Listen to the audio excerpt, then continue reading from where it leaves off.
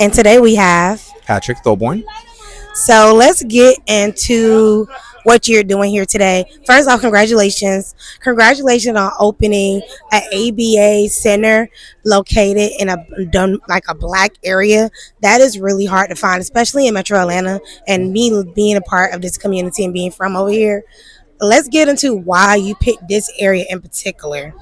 Well, in colloquial terms, I think I understood the assignment, right? So I went out and I found something that was not prevalent or prevalently known or education within our community affecting this specific population. And I got certified and I brought it back to the community, right, to share those resources and that education.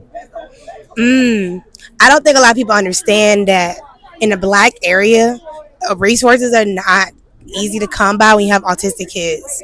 I don't think people want to know about that conversation because it's for me. It took me a long time to find my son a personal ABA clinic. Like when I say personal, like personally, I was struggling myself, Hmm. and I live in like mainly a black area. Hmm. Do you want to touch on that because a lot of people probably not know won't know about that because you go to up north, Hmm. you have more clinics everywhere, Yeah. you have speech therapists everywhere, Hmm. but when you look on our side, it's a long wait list or it's none available, Hmm. or they don't even want to come to service our area. Well, yeah, there are a lot of particulars. I don't know everybody else's situations, but from the companies that I've worked with in the past, there is for lack of a better term, they have sort of like an expiration date. They'll work with cute kids from 2 to 6, and then they'll graduate. Right? They've taken those 40 hours a week for the prime years of their life. Um, I'm not sure if they engaged in parent training or they engaged in educating. They they took this they took the they took the coins and then they just moved on to the next kid. It's For no heart in it. Yeah, it because they're so it's deep rooted, right? It goes all the way up to when you know this is a labor intensive therapy science, right? um, they see the amount of money that they could make off these children, and Hmm. when there is an economic bottom line, right, to a lot of the big private equity companies, they're beholden to their shareholders. My shareholders are the children who are engaging in the therapy, right? Those are the people that I serve. um, they're going to tell me if I did a good job or not. Whew, okay. My next question is, can you talk about your company, where people can support it, how they can become a client? Hmm. So we're here at 201 Joseph E. Laurie Boulevard in the heart of Atlanta. You can reach us at 770-865-7722, or you can Google us, ABA Direct LLC .com on the internet. But the best thing to do is just to reach out and just let us know what your circumstances are. Like, we're growing. I'm not going to sit here and say I can help everybody.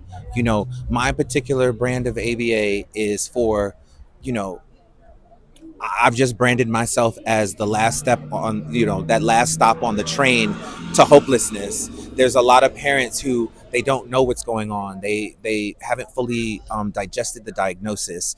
They're still going through the 7 stages of what they're going through. They may be underdiagnosed, overdiagnosed. Mm. There's so everyone just sees the pot of money and will just do whatever they want to do, and then again move on.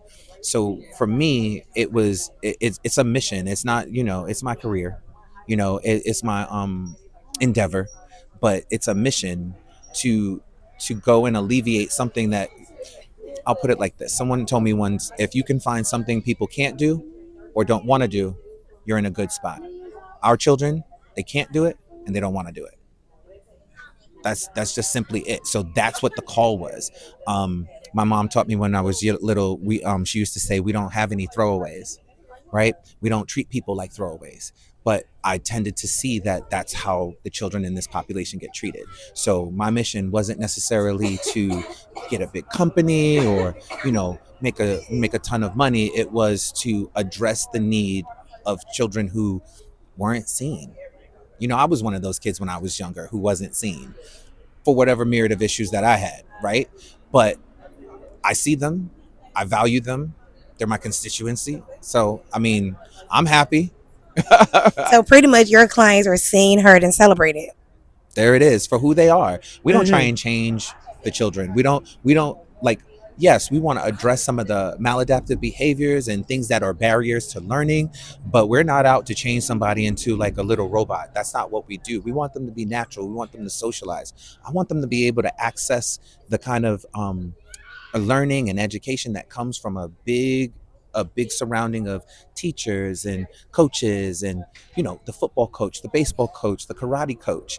I want them to engage in those things, and until they can Become learn. independent and Until they can, thrive. yes, until they can learn from other people, they won't be able to access those things, which makes their parents, makes their world more and more confined, right? So if you want to, like, the mission is to open that space up for them, for our community to know you have the ability to deal with this diagnosis. Okay. And where can they find you on social media? So I'm on LinkedIn. I'm on Facebook. We have a company Facebook page, a company LinkedIn page.